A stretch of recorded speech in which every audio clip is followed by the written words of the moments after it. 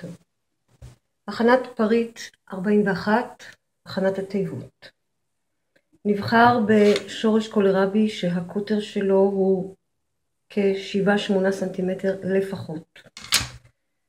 נסיר את הגבעולים הצדדיים.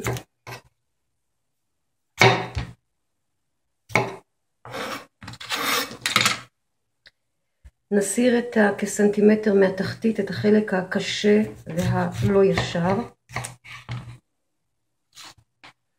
ובאותו אופן גם את החלק העליון כדי ליצור משטח ישר.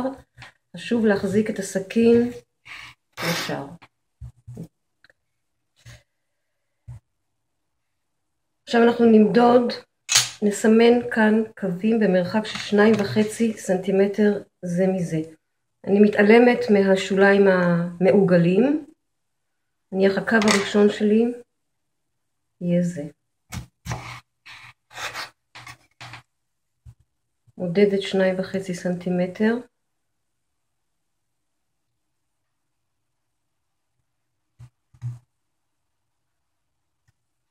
מסמנת קו.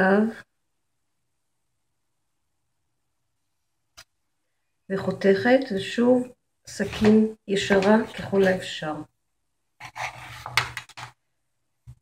ושוב מסמנת 2.5, גם אם זה בשוליים, קרוב לשוליים, נוכל להוציא מזה פרוסה נוספת. אני מניחה את הפרוסה על צידה. עכשיו אני אסמן קווים לרוחב כך 2.5 סנטימטר.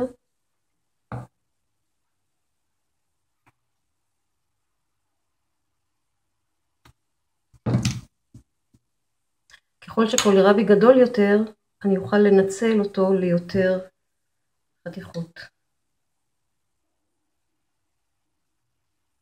שוב אני פותחת. במקרה הזה לא נשאר לי כאן 2.5 הצידה. ממה שעכשיו קיבלתי, צד אחד אני מיישרת. כרגע זה 2.5 על 2.5.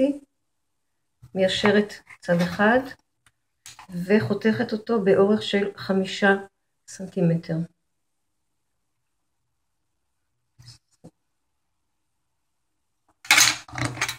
כשאני מניחה את הסרגל, הסרגל עוזר לי לשמור על סכין ישרה בכל אחד מהחיתוכים.